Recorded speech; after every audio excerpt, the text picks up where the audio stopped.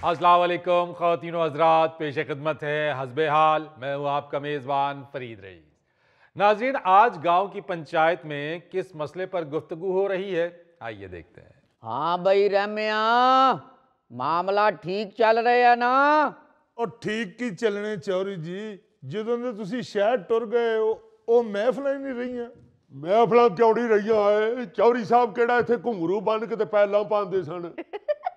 ਅਸਲ ਮੌਜਾਂ ਤੇ ਲੱਗੀਆਂ ਨੇ ਤੁਹਾਡੀਆਂ। ਜਦੋਂ ਦੇ ਚੌਧਰੀ ਹੋਰੀ ਗਏ ਨੇ ਸ਼ਹਿਰ, ਤੁਸੀਂ ਪਿੱਛੋਂ ਹੱਥ ਚੁੱਕ ਲਈਏ। ਹਾਏ ਤੂੰ ਕਰੇ ਚੌਧਰੀ ਸਾਹਿਬ ਦਾ ਮੂੰਹ ਵੇਖਣ ਨੂੰ ਮਿਲਿਆ। ਮੈਂ ਤੇ ਚਾਚਾ ਸੋਚਿਆ ਸੀ ਵੀ ਚੌਧਰੀ ਦਾ ਹੁਣ ਮਰੇ ਦਾ ਹੀ ਮੂੰਹ ਵੇਖਾਂਗੇ। ਕਿੱਦਾਂ ਦੀਆਂ ਗੱਲਾਂ ਕਰਨ ਦਿਆਂ ਰਾਣਾ? ਮੈਂ ਸ਼ਹਿਰ ਗਿਆ ਸਾਂ, ਸ਼ਹਿਰ ਦੇ ਕਿਸੇ ਹਸਪਤਾਲ 'ਚ ਦਾਖਲ ਨਹੀਂ ਸਾਂ ਹੋਇਆ।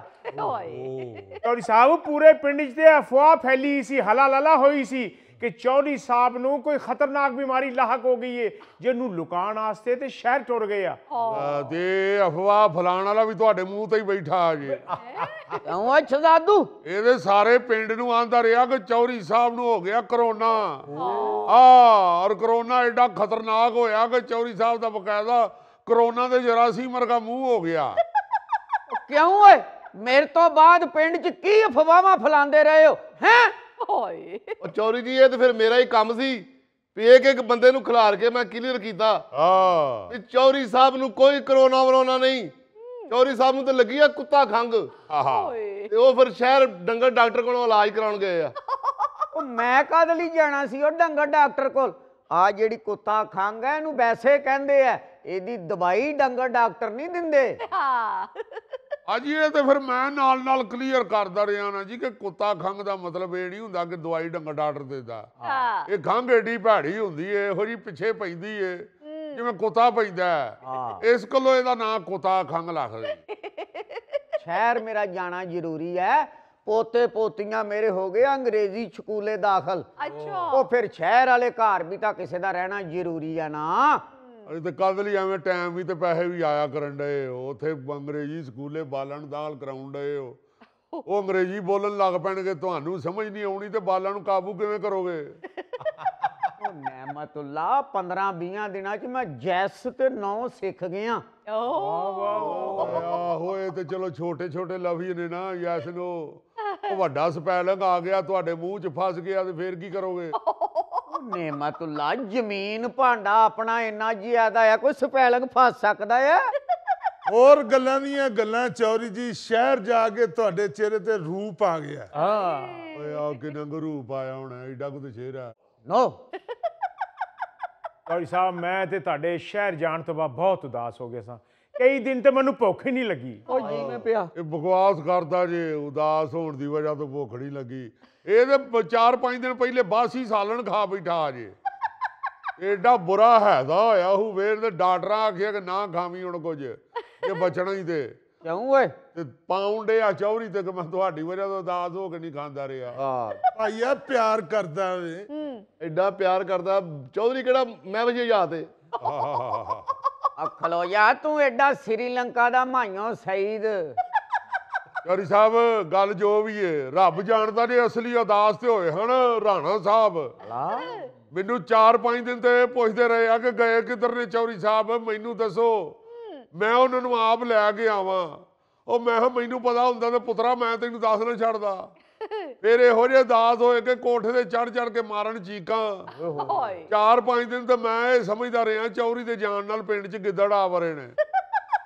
ਚਾਚਾ, ਮੈਂ ਤੇ ਤਾਂ ਕੋਠੇ ਤੇ ਚੜ ਕੇ ਰੋਣਾ ਸਾਂ, ਮੈਨੂੰ ਲੋਕਾਂ ਕੋਲੋਂ ਸ਼ਰਮ ਆਉਂਦੀ ਸੀ ਰੋਂਦਿਆਂ। ਉਹ ਤੇ ਮੈਂ ਕੰਧ ਵੱਲ ਮੂੰਹ ਕਰਕੇ ਰੋਣਾ ਸੀ ਤੇ ਉਹ ਗਿੱਦੜ ਦੀ ਆਵਾਜ਼ ਬਣ ਜਾਂਦੀ ਸੀ। ਤੇ ਆਹੋ, ਅਸੀਂ ਤੇ ਇਹੀ ਸਮਝਦੇ ਰਹੇ ਵੀ ਇੰਨੀ ਖੌਫਨਾਕ ਆਵਾਜ਼ਾਂ ਆਉਣ ਡੀਆਂ, ਖਬਰੇ ਪਿੰਡ 'ਚ ਕੋਈ ਆਫਤ ਆਉਣ ਵਾਲੀ ਆ। ਨਾਲੇ ਰੋਂਦਾ ਕੱਲ ਹੀ ਰਿਹਾ। ਚੌਰੀ ਸਾਹਿਬ ਕਿਹੜਾ ਦੁਨੀਆ ਤੋਂ ਪਰਦਾ ਕਰ ਗਏ ਨੇ। ਉਹ ਸਾਡੀਆਂ ਤੇ ਦੁਆਵਾਂ ਨੇ ਚੌਰੀ ਸਾਹਿਬ ਅਗਲੇ 100 ਸਾਲ ਤੱਕ ਜਿਉਂਦੇ ਰਹਿਣ। ਯੈਸ। ਲਵੀ ਇਹ ਚੌਧਰੀ ਨੂੰ ਬਣਾਉਣ ਲੱਗੇ ਨਹੀਂ ਸੱਪ। ਆ ਹੁੰਦੇ ਨੇ ਦੋਗਲੇ ਲੋਕ। ਚੌਧਰੀ ਜੀ, ਤੁਹਾਡੇ ਪਿੱਛੋਂ ਨਿੱਕੇ ਚੌਧਰੀ ਨੂੰ ਕਹਿੰਦੇ ਰਹੇ ਆ ਵੀ ਚੰਗਾ ਹੋਇਆ ਉਹ ਖੱਚ ਮਗਰੋਂ ਲੱਥੀ ਆ। ਆਂਦੇ ਸਾਰੀ ਜ਼ਿੰਦਗੀ ਕੋਈ ਚੱਜ ਦਾ ਫੈਸਲਾ ਨਹੀਂ ਕੀਤਾ ਚੌਧਰੀ ਨੇ।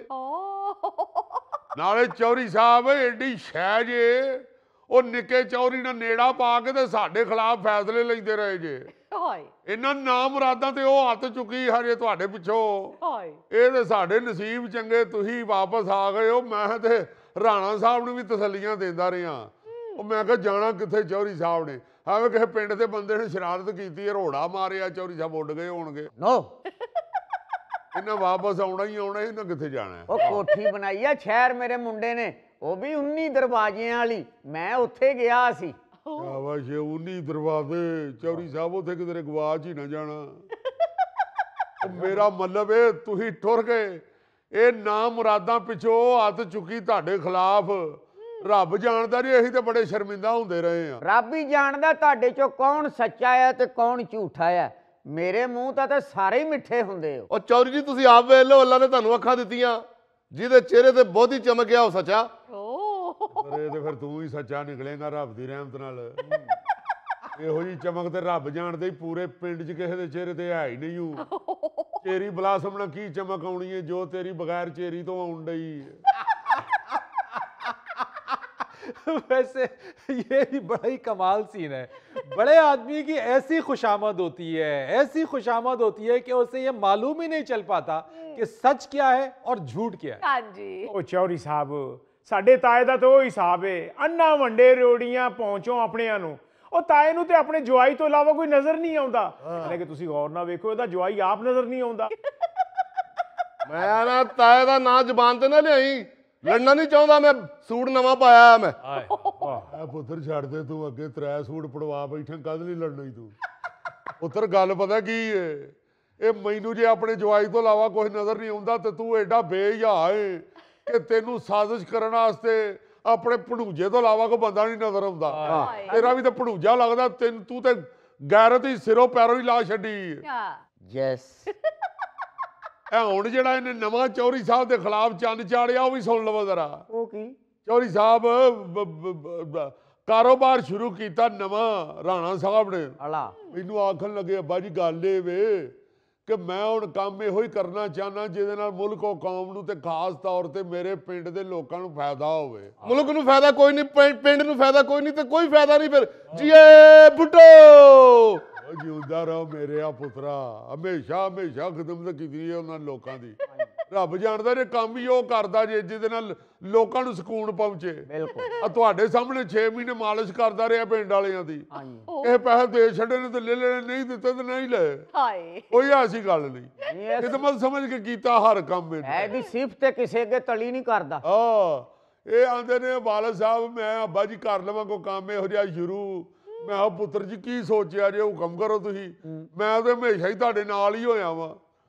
ਆਂਦੇ ਨੇ ਅੱਬਾ ਜੀ ਮੈਂ ਚਾਹੁੰਦਾ ਕਿ ਕੀੜੇ ਮਾਰ ਦਵਾਈ ਪਿੰਡ 'ਚ ਵੇਚਾਂ ਕਰਾਂ। अच्छा ਦੇਖੋ ਕੀੜਾ ਇੱਕ ਐਸੀ ਚੀਜ਼ ਏ ਜਿਹੜਾ ਫਸਲ ਨੂੰ ਬਰਬਾਦ ਕਰ ਦਿੰਦਾ ਹਾਂਜੀ ਹਾਂਜੀ ਤੇ ਨੁਕਸਾਨ ਕਿਹਦਾ ਹੁੰਦਾ? ਪੂਰੇ ਪਿੰਡ ਦਾ। ਸੱਚਾ ਬੰਦੇ ਇਕੱਲੇ ਦਾ ਨੁਕਸਾਨ ਨਹੀਂ ਜੇ ਹੁੰਦਾ। ਸੱਚਾ ਤੂੰ ਕੀੜਾ ਜੂ ਖਾ ਜਾਵੇ ਜੇ ਕਣਕ ਤੇ ਫਿਰ ਚੌਰੀ ਨੇ ਕਿੱਥੋਂ ਖਾਣੀ ਹੈ? ਨੋ ਇਹਦਾ ਮਤਲਬ ਹੈ ਕੀੜੇ ਨੂੰ ਪਰਾਂ ਕਰਕੇ ਤੇ ਚੌਰੀ ਸਾਹਿਬ ਖਾਣ ਕਣਕ। ਅਸੀਂ ਇਹ ਚਾਹੁੰਦੇ।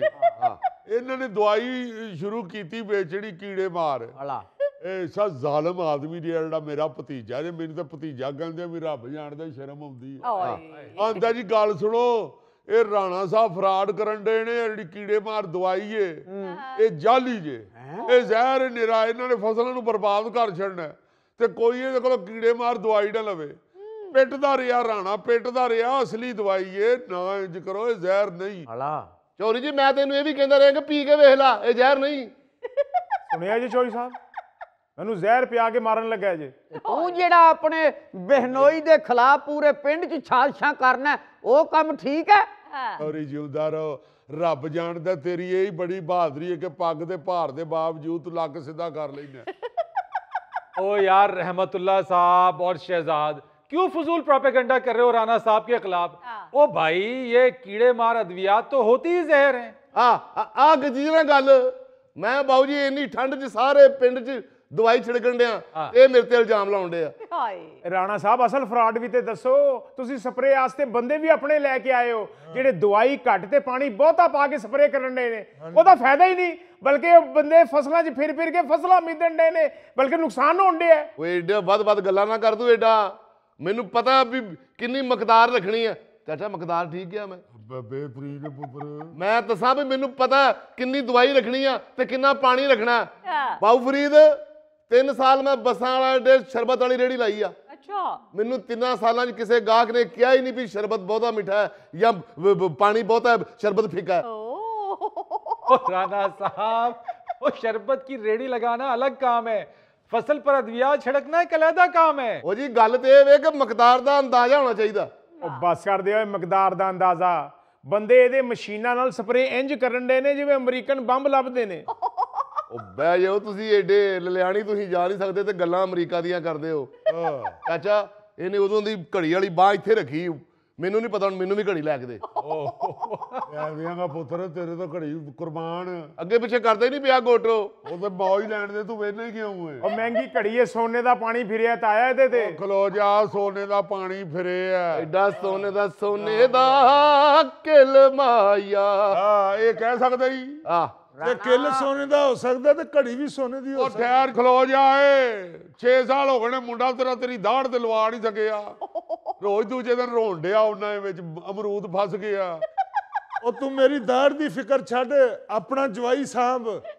ਚਾਚਾ ਮੈਨੂੰ ਨਹੀਂ ਪਤਾ, ਮੈਨੂੰ ਘੜੀ ਲੈ ਕੇ ਦੇ ਬਸ ਹੁਣ। ਉਹ ਛੱਡ ਯਾਰ ਰਾਣਾ, ਤੂੰ ਲਾਜ਼ਮੀ ਸਹੁਰੇ ਦਾ ਸਾਨ ਲੈਣਾ ਆ।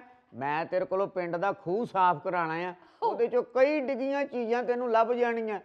ਬਾਲਾਂ ਦੇ ਗੇਂਦ, ਸਾਈਕਲ, ਇੱਕ ਮਾਈ ਦੀ ਪਿੱਤਲ ਦੀ ਗੜਬੀ ਤਾਂ ਮੇਰੇ ਸਾਹਮਣੇ ਡਿੱਗੀ ਐ, ਤੇ ਘੜੀ ਵੀ ਕਿਸੇ ਨਾ ਕਿਸੇ ਦੀ ਡਿੱਗੀ ਹੋਊਗੀ। ਚਲੋ ਮਿਹਰਬਾਨੀ ਚੌਧਰੀ ਜੀ, ਤੁਸੀਂ ਖੂਹ ਸਾਫ਼ ਕਰਾਓ ਮੇਰੇ ਕੋਲੋਂ। ਜੋ ਮੇਰੇ ਨਸੀਬਾਂ 'ਚ ਹੋਊ ਮੈਨੂੰ ਲੱਭ ਜੂ। ਪੁੱਤਰ ਫਿਰ ਗੱਲ ਸੁਣ, ਜਦੋਂ ਐਗਰੀਮੈਂਟ ਕਰ ਲੇਗਾ ਤੇ ਖੂਹ ਸਾਫ਼ ਕਰਨ ਜਾਂਦਿਆਂ ਮੈਨੂੰ ਜ਼ਰੂਰ ਦੱਸ ਛੱਡੀ। ਹਲਾ ਬੇਟਾ ਮੈਂ ਤੇਰੇ ਲੱਕ ਤੇ ਰਸਾ ਬਣ ਲਾਂਗਾ, ਕਿਉਂਕਿ ਮੈਂ ਸੁਣਿਆ ਕਿ ਖੂਹ ਦੇ ਥੱਲੇ ਗੈਸ ਵੀ ਬਣੀ ਹੁੰਦੀ ਹੈ ਤੇ ਠੰਡ ਵੀ ਬੜੀ ਹੁੰਦੀ ਹੈ। ਗੈਸਾਂ ਦੀ ਅਸ਼ਨਾਈ ਕੋਲ। ਓਹੋ ਰਾਣਾ ਸਾਹਿਬ, ਕੀ ਕਰਨ ਦੇ ਹੋ? ਬਾਹਰ ਇੰਨੀ ਠੰਡ ਹੈ ਤੇ ਤੁਸੀਂ ਸਵੈਟਰ ਪਾਏ ਬਗੈਰ ਹੀ ਆ ਗਏ ਹੋ।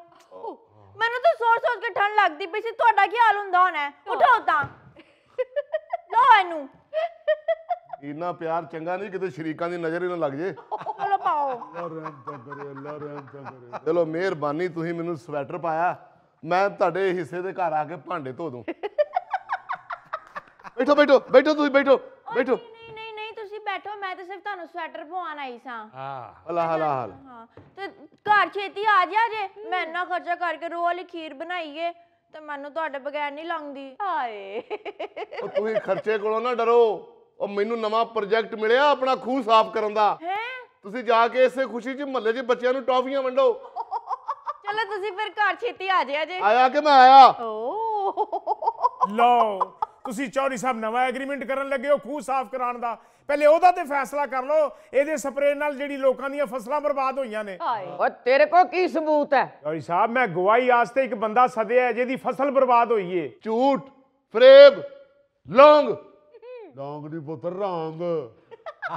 Wrong wrong. ਮੇਰੀ ਦਵਾਈ ਨਾਲ ਕਿਸੇ ਬੰਦੇ ਦੀ ਫਸਲ ਨਹੀਂ ਖਰਾਬ ਹੋਈ। ਆ अस्सलाम वालेकुम। ਓਏ ਆ ਵੀ ਸ਼ੌਕਿਆ, ਕੀ ਹਾਲ ਹੈ? ਬਹਿ ਇੱਥੇ। ਆ ਜਾ ਆ ਜਾ ਪੁੱਤਰ। ਲਓ ਚੌਧਰੀ ਸਾਹਿਬ, ਇਹ ਜੀ ਉਹ ਬੰਦਾ ਸ਼ੌਕਾ ਜਿਹਦੀ 2 ਕਿੱਲੇ ਜ਼ਮੀਨ ਇਹ ਨਾਮੁਰਾਦਾਂ ਦੀ ਖਰਾਬ ਦਵਾਈ, ਜਾਲੀ ਦਵਾਈ ਦੀ ਵਜ੍ਹਾ ਤੋਂ ਖਰਾਬ ਹੋਈ ਹੈ। ਹਾਏ। ਹਾਂ ਬਈ ਛੋਕਿਆ, ਤੇਰੀ ਫਸਲ ਹੈ ਰਾਣੇ ਦੀ ਸਪਰੇ ਨਾਲ ਖਰਾਬ ਹੋਈ ਹੈ। ਉਹ नहीं जी चौधरी साहब, स्प्रे नाल नहीं खराब हुई। वो स्प्रे करने वाले ने मिद के खराब की है। वो स्प्रे काट करते रहे ने ते बाथू बोता पड़ते रहे ने। ਆ ਵੇਖੋ ਚੌਧਰੀ ਜੀ, ਹੁਣ ਦੱਸੋ ਕੌਣ ਝੂਠਾ ਤੇ ਕੌਣ ਸੱਚਾ। ਉਹ ਸਪਰੇ ਕਰਨ ਵਾਲੇ ਬੰਦੇ ਤੇ ਤੇਰੇ ਹੀ ਸਨ ਨਾ। ਹਾਏ। ਸਰਦਾਰ ਸਾਹਿਬ ਕੀ ਵੀ ਕਰਦੇ ਹੋ ਤੁਸੀਂ? ਮੈਨੂੰ ਕਹਿ ਕੇ ਆਏ ਹੋ ਕਿ ਮੈਂ ਆਨਾ ਪਿਆ ਚੌਧਰੀ ਸਾਹਿਬ ਨੂੰ ਮਿਲ ਕੇ ਤੇ ਫਿਰ ਚੱਲਨੇ ਆ ਮੱਲ, ਤੇ ਆ ਕੇ ਇੱਥੇ ਆ ਕੇ ਬਹਿ ਗਏ ਹੋ। ਤੁਹਾਡੀ ਇੱਕ ਹਰਕਤ ਵੀ ਨਹੀਂ ਠੀਕ ਹੈਗੀ। ਹਾਏ। ਲਾ ਭਾਬੀ ਬਿਲਕੁਲ ਠੀਕ ਕਿਹਾ, ਇਹਦੀ ਇੱਕ ਹਰਕਤ ਵੀ ਠੀਕ ਨਹੀਂ। ਓ ਬਸ ਕਰ ਭਰਾ ਰਾਣਾ, ਸਾਡਾ ਆਪਸ ਦਾ ਮਾਮਲਾ ਹੈ, ਤੂੰ ਨਾ ਵਿੱਚ ਬੋਲ। ਭਾਬੀ ਮੈਂ ਕਦੀ ਔਰਤਾਂ ਨਾਲ ਨਹੀਂ ਲੜਿਆ। ਜੇ ਤੂੰ ਲੜਨਾ ਤੇ ਮੈਂ ਆਪਣੀ ਘਰ ਵਾਲੇ ਨੂੰ ਬੁਲਾਵਾਂ ਫਿਰ। ਰਾਣਾ ਸਾਹਿਬ, ਟਾਫੀਆਂ ਵੰਡਣ ਦਾ ਕਹਿ ਦਿੱਤਾ ਜੇ, ਤੇ ਪੈਸੇ ਕਿੰਨੇ ਦੇਣੇ ਸਨ? ਪੈਸੇ ਦਿਓ। ਉਹ ਟੌਫੀਆਂ ਨੂੰ ਛੱਡ, ਭਲੀਏ ਲੋਕੇ ਉਹ ਵੇ ਰਾਣੇ ਨੂੰ ਕੀ ਆਂਦੀ ਆ। ਨੀ ਕੀ ਕਹਿਣੀ ਹੈ ਨੀ ਮੇਰੇ ਬੰਦੇ ਨੂੰ? ਓ ਨਹੀਂ ਮੈਂ ਕੀ ਕਹਿਣਾ ਤੇਰੇ ਬੰਦੇ ਨੂੰ? ਇਹ ਬੰਦਾ ਬੰਦਾ ਹੋਵੇ ਤੇ ਬੰਦਿਆਂ ਦੇ ਨਾਲ ਗੱਲ ਕਰੇ ਨਾ। ਹਾਏ ਨੀ, ਤੈਨੂੰ ਮੇਰਾ ਬੰਦਾ ਬੰਦਾ ਨਹੀਂ ਲੱਗਦਾ? ਆਪਣਾ ਬੰਦਾ ਵੇ। ਇਹ ਬੰਦਾ ਬੜਾ ਲੱਕੜ ਦਾ ਸਟੂਲ ਲਈ ਫਿਰਨੀ ਹੈ। ਨੀ ਰਾਮ ਨਾਲ ਗੱਲ ਕਰ ਮੈਂ ਤੈਨੂੰ ਦੱਸਾਂ ਖਬਰਦਾਰ ਮੇਰੇ ਵੱਡੇ ਨੂੰ ਕੋਈ ਗੱਲ ਕੀਤੀ ਤੇ ਨੀ ਰਾਮ ਨਾਲ ਬੈਣੀ ਮੈਂ ਹੁਣੇ ਤੇਰੇ ਜੁੰਡੇ ਫੜ ਲੈਣੇ ਮੈਂ ਕਿਸੇ ਨੂੰ ਪਾਲ ਤੋੜ ਦੇਣਾ ਆਰਾਮ ਨਾਲ ਬੋਲ ਓਏ ਇੱਕ ਮਿੰਟ ਉਗੜ ਜਾਓ ਅੱਗੋਂ ਅਕਲ ਨੂੰ ਹੱਥ ਮਾਰੋ ਕੀ ਕਰਦੀਆਂ ਹੋ ਚੌਧਰੀ ਸਾਹਿਬ ਬੈਠੇ ਨੇ ਤੇ ਤੁਸੀਂ ਬਦਤਮੀਜ਼ੀ ਕਰਨ ਡੀਆਂ ਹੋ ਯੈਸ ਤੇ ਅਸੀਂ ਕੀ ਕਰੀਏ ਚੌਧਰੀ ਬੈਠਾ ਹੋਇਆ ਤੇ ਇਸ ਪੱਗ ਥੱਲੇ ਆਏ ਹੋਏ ਚੂਹੇ ਨੇ ਸਾਡਾ ਕੀ ਕਰ ਲੈਣਾ नो नो नो नाजरीन यहाँ लेते हैं एक छोटा सा ब्रेक। अब पता लगा आपको दानश्वरी के फर्क का। आपकी एक बीवी है, आप उससे भी डरते हैं। मेरी 3 बीवी हैं, मेरे आगे पीछे घूमती हैं वो। सर्दियों में, क्योंकि सर्दियों में हर इंसान को सेक चाहिए होता है। मैं दानश्वर हूं, मुझे चूल्हा ना बनाए।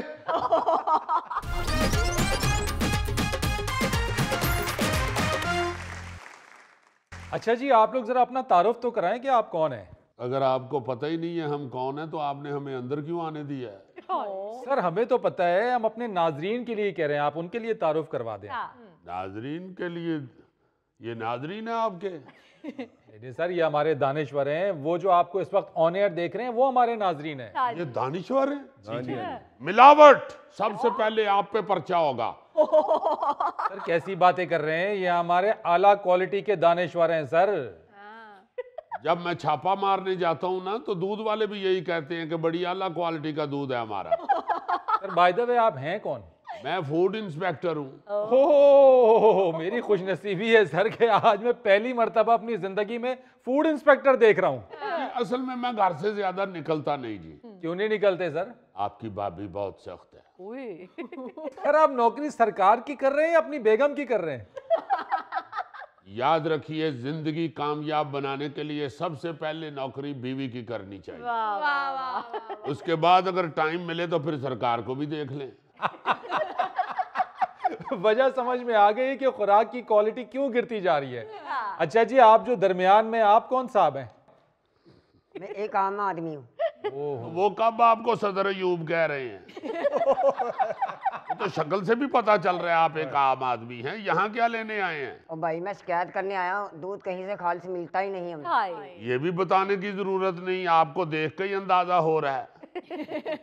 ओ भाई एक मिनट, मुझे बात करने दीजिए। आप कौन साहब है जी? शमशाद दूध फरोश। अच्छा, ये दूध फरोश हैं। और खबर ये कि गुज़िश्ता दिनों कॉम्पिटिटिव कमीशन ऑफ पाकिस्तान, जो मुसाबकती कमीशन ऑफ पाकिस्तान है, उसने कराची की 3 डेयरी एसोसिएशन के खिलाफ जुर्माना किया। और वजह यह थी जुर्माना करने की कि इन एसोसिएशन ने मिली भगत करके जो कराची और उसके नवाही इलाके हैं वहां दूध की कीमतों में मनमाना इजाफा किया। और ये जुर्माना 20 लाख रुपए किया गया, जिसपे अब ये डेयरी एसोसिएशन तिलमिला उठी हैं। बाबू मुझे इस बात की समझ नहीं आई कि यहाँ पेट्रोल महंगा हो जाए कोई नहीं बोलता, बिजली महंगी हो जाए कोई नहीं बोलता, अरे गैस महंगा हो जाए कोई नहीं बोलता, डॉलर महंगा हो जाए कोई नहीं बोलता, दूध महंगा हो जाए तो सारे तिलमिला उठते हैं। ये समझ नहीं आई। ओ भाई साहब, ये जो पहली 3-4 चीजें आपने हमें गिनवाई है ना, इसका ताल्लुक इंटरनेशनल मार्केट से। गवर्नमेंट हमें रेट बताती है, हम खरीद लेते हैं। दूध का रेट जो गवर्नमेंट बताती है उस पे आप नहीं बेचते, जिस पे हम शोर मचाते हैं। बहुत अच्छे बाबू, अगर गवर्नमेंट के रेट पे दूध बेचेंगे उससे तो जानवरों की खुराक भी पूरी नहीं होगी। मैं तुझे एक छोड़ूंगा। फ्री साहब, ना दूध का रेट ठीक है ना उसकी क्वालिटी ठीक है। दे लो, मैं रोजाना पीता, मुझे लग नहीं रहा। हाँ, आप इसी को देख के तो दूध की क्वालिटी का अंदाजा लगा सकते हैं। अल्लाह माशाल्लाह माशाल्लाह, कितने चम्मच पीते हैं आप रोज? और भाई आधा किलो दूध पीता हूँ, चम्मच नहीं मैं पीता। आधा किलो दूध पीते हो जी भाई। ਤੁਹਾਡਾ ਫਿਰ ਕਿਤੋਂ ਗਲਾ ਪਾਟਿਆ, ਦੁੱਧ ਮਿਹਦੇ 'ਚ ਨਹੀਂ ਜਾ ਰਿਹਾ। फरीद साहब, इतने तंग हैं हम फूड वाले भी, आपको बता नहीं सकते। ये दूध वाले किसी तरह एक जगह ठहरते ही नहीं है। जब भी रेट बढ़ता है फिर कुछ देर के बाद कहना शुरू हो जाते हैं, जी इस रेट पे हमें वारा ही नहीं खाता। जी हाँ। इस रेट पे तो भैंसों का चारा ही पूरा नहीं होता जी। इस रेट पे तो हम दूध शहर पहुंचा ही नहीं सकते। जी। मतलब अब इस पे क्या किया जाए यार? या एक ही दफा गवर्नमेंट को ऐसा रेट तय कर दे जिस पे ये बहाने लगाने बंद हो जाएं और हम भी फिर सख्ती से उस पे अमल करवाएं। एसोसिएशन इन्होंने बनाई हुई है। जी हाँ। जैसे अभी आप बता रहे थे, ये एसोसिएशन वाले जो हैं ये आपस में मिली भगत के साथ ही दूध का रेट ऊपर कर लेते हैं जी, कभी नीचे कर लेते हैं। वो सर नीचे कहां से ले आते हैं, ऊपर ही ऊपर जाती है। हाँ, अलबत्ता दूध की क्वालिटी जरूर नीचे आ रही है। अब आप ये खैबर पख्तूनख्वा में देखें कि वहां की हुकूमत ने मजबूर होके तंग आके इन दूध वालों को दूध में 8% पानी मिलाने की इजाजत दी है, ताकि ये केमिकल मिला दूध ना बेच सकें। यू आर राइट, मगर आप ये देखें कि जब हुकूमत ने कहा कि 8% आप पानी मिला लें, चलें साफ सुथरा पानी मिल जाएगा, कोई बात नहीं, खतरा नहीं सेहत को होगा जी, आप केमिकल वाला दूध, गंदा पानी मिला दूध ना बेचें। हाँ। मगर ये लोग क्या करते हैं, 8% की बजाय 60% दूध में पानी होता है और दूध सिर्फ 40% होता है। अब 40% दूध और 60% पानी, सेहत आप खुद देख सकते हैं। अभी अंदर आते हुए 2-3 दफा मैं एक साइड पे हुआ हूं, ये भाई साहब मेरे पांव के नीचे आने लगे। मुद्दा मुझ पे पड़ जाना था, हालांकि कसूर दूध वालों का है। और भाई साहब, असल में बात ये है, जो आपके गवर्नमेंट के बंदे ने हमारे बंदे से जो कहा था कि आप 8% पानी मिला सकते हो, उसको कम सुनता है। उसने 8 को 60 समझा। फरीद साहब, मेरा ख्याल है कि मिलावट के जुर्म में इनको 8 साल कैद सुनाई जाए और उसी बंदे को सुनाई जाए जो कम सुनता है। शर्म नहीं आती आपको? नाकस दूध बेचते हैं। आपका दूध पीने से पहले मुझे मोहल्ले वाले एलवन मस्क कहते थे। आपका दूध पी पी के जल गया हूं मैं, अब मुझे मोहल्ले में जेलवन मस्क कहते हैं। यही है वो जिनके बारे में कहा गया है कि दूध का जला छाछ भी फूक फूक के पीता है। फरीद साहब, बंदे तो किधर रह गए, ये नाकस दूध की वजह से दूध धोने वाली गड्डी भी खड़क गई जे। आप फिक्र ना करें, सब ठीक हो जाएगा। मैंने पहले बताया है ना कि ये जो कमीशन है, इसने गवाला एसोसिएशंस को या डेयरी एसोसिएशंस को 20 लाख रुपए जुर्माना किया है यही रेट बढ़ाने के ऊपर। बहुत खूब, कमीशन ने यो फैसला तो कर लिया, लेकिन जो दूध का रेट है वो 3 साल से नहीं बढ़ा, यो कमीशन को नजर नहीं आ रहा। फिक्र न करो, सब नजर आ रहा है हुकूमत को। खाक नजर आ रहा है। हमारी भैंसें क्या दस्तरखान से खाना खाती है? भाई ਤੁਹਾਡਾ ਤੇ नहीं पता, साड़ी ते खांदी जे। एक मिनट, मैं आपको बताता हूँ। जी जनाब। फरीद साहब, होता ये है कि जितना चारा महंगा होता है, या तो उस एवरेज के हिसाब से ये अपना रेट बनाएं दूध का। जी हाँ। भाई चारा महंगा होता है 10 रुपए, ये रेट बढ़ा देते हैं 20 रुपए। जी भाई, आप क्यों इस तरह की चालाकियां करते हैं? अच्छा, फिर ये नहीं होता कि चारा जो है वो सारा साल ही महंगा बिकता है। ये सीजन का फसल का ताल्लुक होता है ना जी। जब फसल ज्यादा होती है, ये चीजें ज्यादा आती हैं मार्केट में, तो रेट कम भी हो जाता है। उस वक्त इनसे पूछें, ये रेट कम करते हैं? ओ भाई, सिर्फ चारा नहीं खिलाना होता, मवेशियों की सेहत का भी ख्याल रखना पड़ता है। तो सेहत का क्या ख्याल रखते हो? सर्दियों में भैंसों को रजाइयां बनवा देते हो या गर्मियों में उनको कॉटन के कुर्ते सिलवा देते हो या एसी लगा के भैंसे अंदर बांध देते हो या स्टाले के साथ उनको सेब खिलाते हो? हा, मवेशी अपनी पसंदीदगी का इजहार भी कर रहे हैं। एक मिनट, इधर मुको जरा जी। सबसे ज्यादा दूध का डंगा हो मैं हूं, मुझे बताओ क्या ख्याल रखते हो तुम सेहत का उनका? है चारे के साथ कस्टर्ड देते हो उनको या बाद में कोल्ड ड्रिंक पिलाते हो? सारा दिन उनको सरकारी घास चराते हो, उनको बेचारी को गर्मी लगे तो छप्पड़ में घुसा देते हो।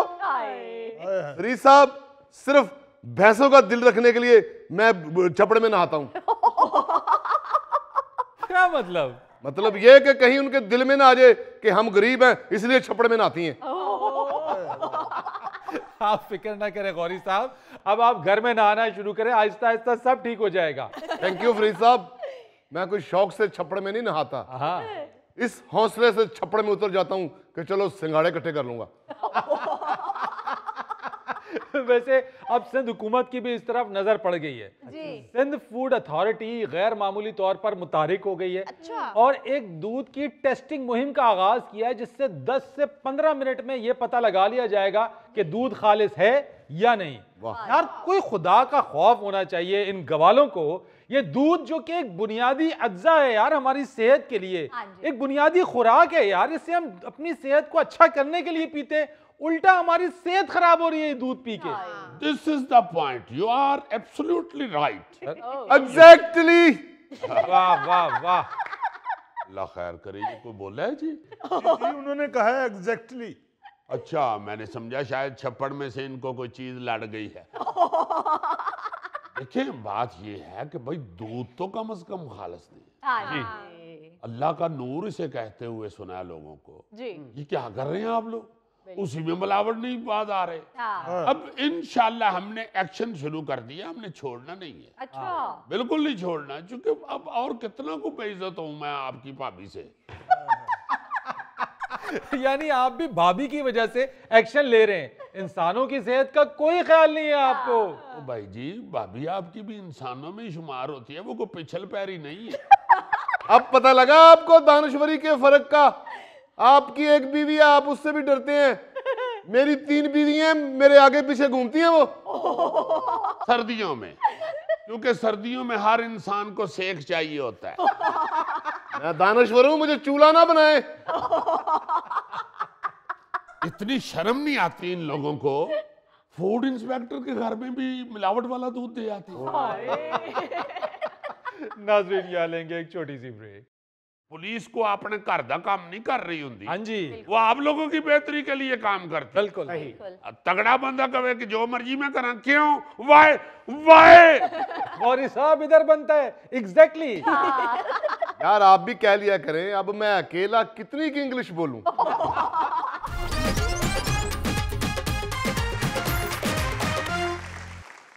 जी आज कौन सी खबर लेकर आए हो? खबर तो जो आज न्यूज जेम्स बॉन्ड 0092 लेके आया है वो हमें शर्म दिलाने के लिए बड़ी बाकमाल है। अच्छा जी। मगर वो क्या कहते हैं कि अगर आ जावे शर्म तो फेर है। वाह वाह वाह वाह वाह वाह वाह वाह। बड़ा मैं हैरान हुआ हूँ ये खबर पढ़ के। मैंने कहा यार देखो किस तरह कौमें बनती हैं और किस तरह मुल्क तरक्की करते हैं। अच्छा अच्छा। ममनुआ इलाके में सिगरेट नोशी मलाइशिया के वजीर खारजा को महंगी पड़ गई।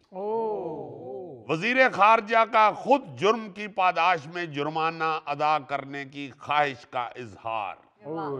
मलाइशिया में ममनुआ इलाकों में सिगरेट पीने वाले पर 5000 रिंगट यानी पाकिस्तानी 3 लाख रुपए के लगभग जुर्माना किया जा सकता है। अजीजी ये क्या वाकया है, मुझे जरा तफसील से बताएं। जी मिनिस्टर मनशियात साहब, ये वाकया कुछ यूं है कि मलेशिया के वजीर खारजा सिगरेट नोशी करते हैं। हाँ जी। नहीं रिया गया होगा या किधर एवं 2 कश लगा लिए किसी ऐसी जगह पे जहां पे सिगरेट नोशी मना थी। हाँ। उसकी कहीं वीडियो बन गई। अच्छा। अब वीडियो भी तो जिस तरह कहते हैं ना कि हर शाख पे उल्लू बैठा है, इसी तरह हर हाथ में कैमरा बैठा है। बन गई वीडियो। अच्छा।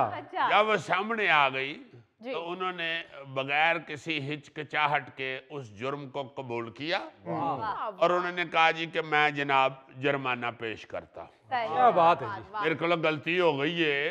फॉरेन मिनिस्टर है, पेश करता। Foreign minister. हाँ जी, फॉरेन मिनिस्टर वजीर खारजा। और फौरन उन्होंने जुर्माना हाँ जी, फॉरेन मिनिस्टर ने फौरन जुर्माना देने पे आमादगी जाहिर की।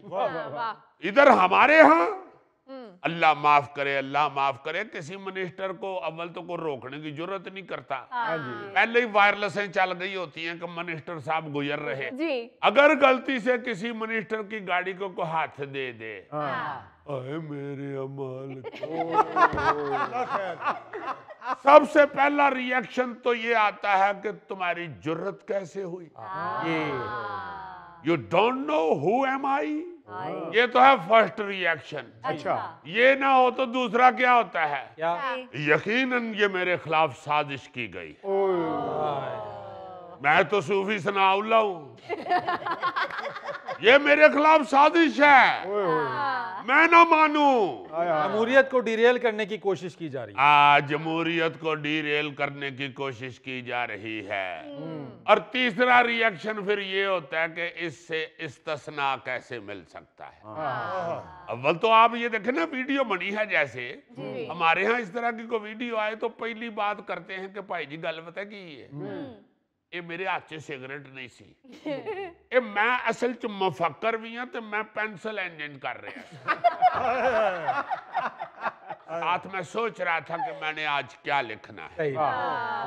अगर आप कह दें कि भाई जी ये पेंसिल में से धुआं निकल रहा है, ये अंदर सिक्का पर आया हुआ था या तमाकू पर आया हुआ था। फिर दूसरी बात यह करते हैं कि ये मैं था ही नहीं, ये मेरा ड्राइवर था, उसको मैं कर लेता हूं ठीक।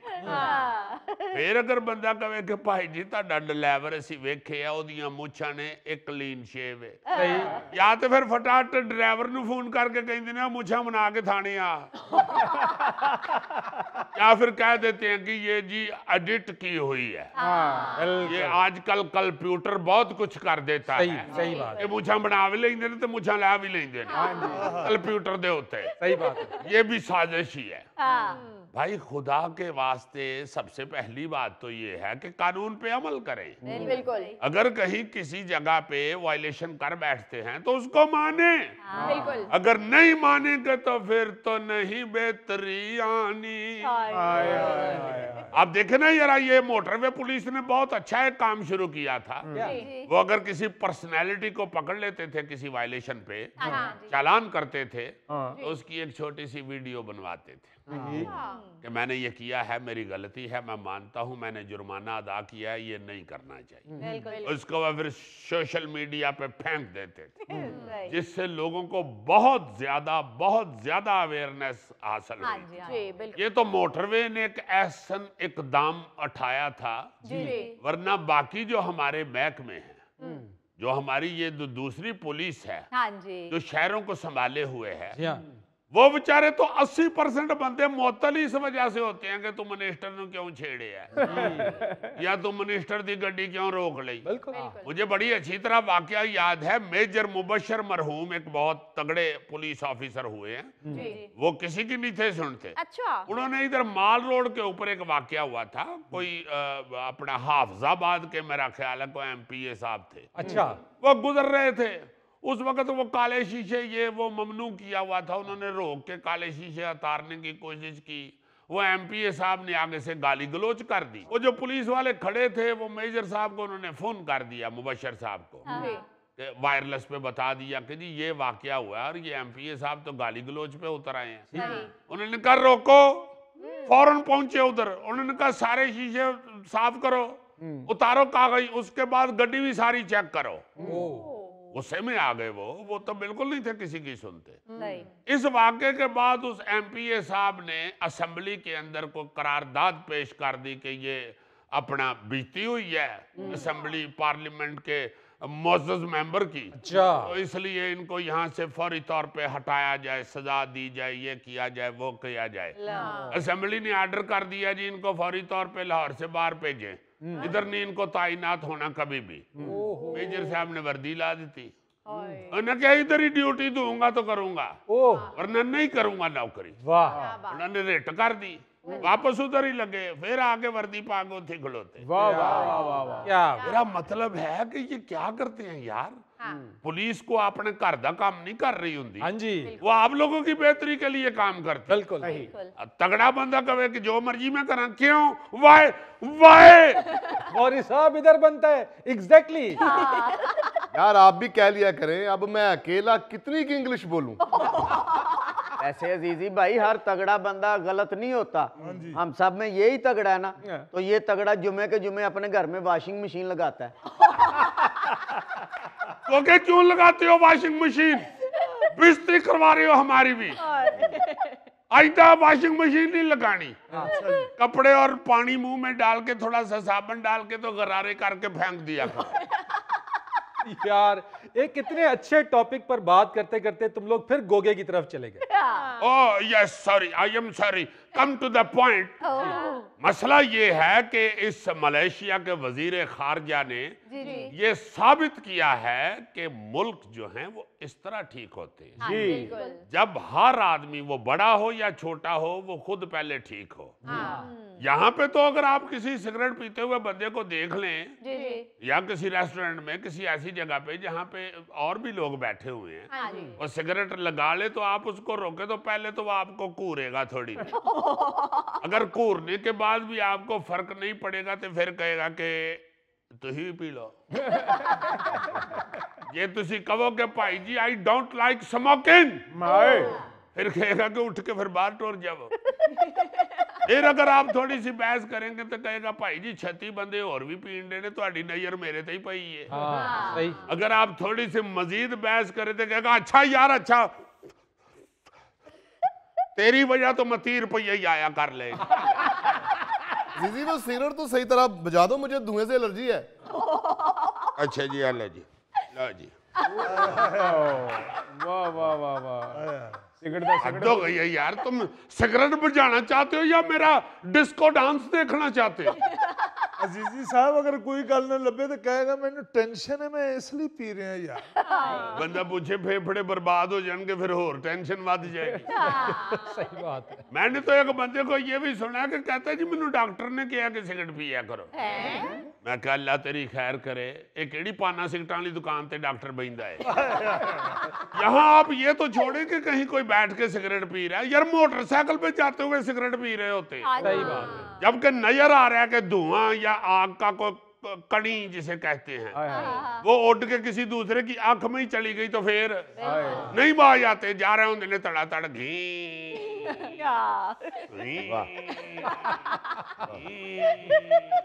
ओ यार नाल तू मोटरसाइकिल ते सिलेंसर चो धुआं कड्ढन डे नाल अपने मुंह चो कड्ढन डे घर से निकलते हैं दौड़ते दौड़ते बस पे चढ़ते हैं, बस में बैठते ही सिगरेट लगा लेते हैं।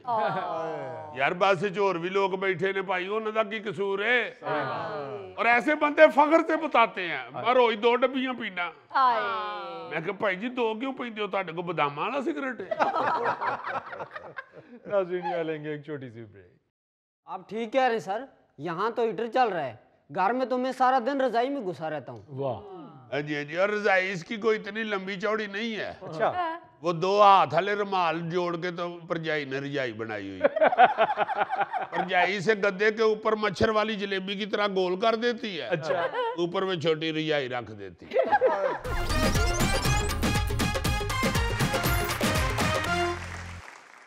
वैसे यार सर्दी से बुरा हाल है, बारिश हो रही है, सर्दी है जिसने खून जमा दिया है यार। आप ठीक कह रहे सर, यहाँ तो हीटर चल रहा है, घर में तो मैं सारा दिन रजाई में घुसा रहता हूँ। वाह। हाँ जी, और रजाई इसकी कोई इतनी लंबी चौड़ी नहीं है। अच्छा। वो 2 हाथ वाले रुमाल जोड़ के तो परजाई ने रजाई बनाई हुई। परजाई से गद्दे के ऊपर मच्छर वाली जलेबी की तरह गोल कर देती है। अच्छा। ऊपर में छोटी रजाई रख देती है। तो बड़ा एंजॉय करता है रजाई को, कभी इधर से मुंह निकालता है, कभी इधर से मुंह निकालता है, कभी इधर से मुंह निकालता है। अब भाई जी ये जो सर्दी होती है ना, हाँ जी, ये जितना इसे फील करें उतनी ज्यादा लगती है।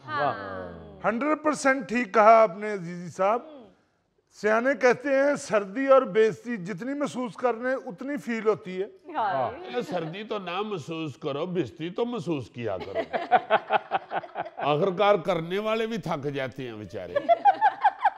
बेइज्जती प्रूफ ते ऐसा है, ਇਹਨੇ ਇੱਕ ਬੰਦੇ ਦਾ 10,000 ਰੁਪਇਆ ਦੇਣਾ ਸੀ, ਉਹ 5-7 ਬੰਦੇ ਲਿਆ ਕੇ ਉਹਨਾਂ ਨੇ ਅੱਧਾ ਘੰਟਾ ਇਹਨੂੰ ਕੁੱਟਿਆ, ਇਹਨੇ ਫੀਲ ਹੀ ਨਹੀਂ ਕੀਤਾ। ਫੀਲ ਕਿਉਂ ਨਹੀਂ ਕੀਤਾ? ਪਹਿਲੇ ਮੈਂ ਉਹਨੂੰ ਅੱਜ ਕੱਲ ਦੇ ਚ ਪੈਸੇ ਦੇ ਦੇਣੇ ਸਨ, ਹੁਣ ਮੈਂ 3 ਮਹੀਨੇ ਲੇਟ ਕਰਾਂਗਾ। वाह वाह वाह, मेरा ख्याल है 3 महीने जो 3 को फेंटियां और खाएगा।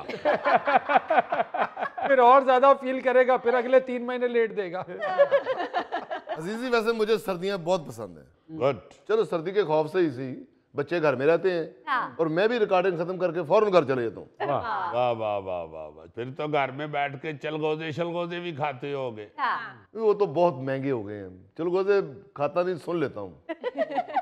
सुन लेता हूँ क्या मतलब TDK के चिलगोजे हैं। ये मेरा मतलब है, कोई कहता है 20,000 रुपए किलो है, कोई कहता है 18,000 रुपए किलो है। मैं नहीं घबराता, मैं सुनता हूँ, सब सुनता हूँ। सही कह रहे हैं, चिलगोजे तो इतने महंगे हो गए हैं कि चिलगोजे के ऊपर लिखा होना चाहिए बच्चों की पहुंच से दूर रखें। बच्चों की क्या, बड़ों की पहुंच से भी दूर ही रखें। ऐसे कहोगे तुम्हें शर्म आनी चाहिए चिलगोजे की बात करते हुए। इन्नी देर छिल छुल के ते जिन्ना को विचों निकलदा है, तेरे सामने कितना मासूम लगदा होना। मैं खाता नहीं हूँ, मैं जुल्फी और मुजफ्फर को देख के जायका महसूस कर लेता। एक दिन सूरजमुखी दे बीज खा रहा, मैं क्या है कि कहंदा चाइना दे चिलगोजे ने। यार आप लोग ड्राई फ्रूट की तरफ चले गए।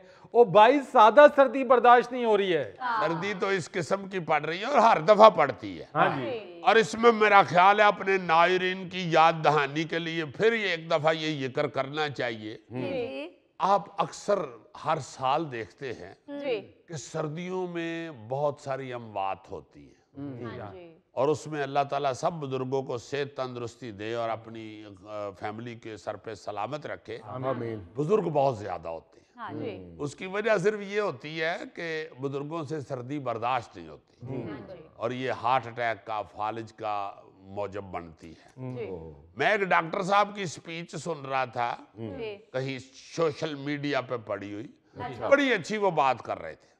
वो कह रहे थे कि हम सर्दी का ख्याल तो रखते हैं बुजुर्गों की, मगर कुछ ऐसी चीजें हैं जिनका हम ख्याल नहीं रखते। मसलन बुजुर्गों के कमरे में हम हीटर शीटर लगा देते हैं और उनके साथ जो आजकल अटैच बात सिलसिला चला हुआ है या सेपरेट भी हो, तो जब वो बाथरूम में जाते हैं ना, वो सारी कसर पूरी हो जाती है, बल्कि डबल हमला होता है। वो गर्म कमरे से निकल के जब एकदम ठंडे यख बाथरूम में जाते हैं तो बड़ा खतरनाक है उनके लिए। बड़ी अहम बात। वो डॉक्टर साहब कह रहे थे कि जहां आप कमरे को गर्म करने का बंदोबस्त करते हैं, वहां बुजुर्गों के लिए खास तौर पे बाथरूम भी गर्म होना चाहिए। बिल्कुल सही।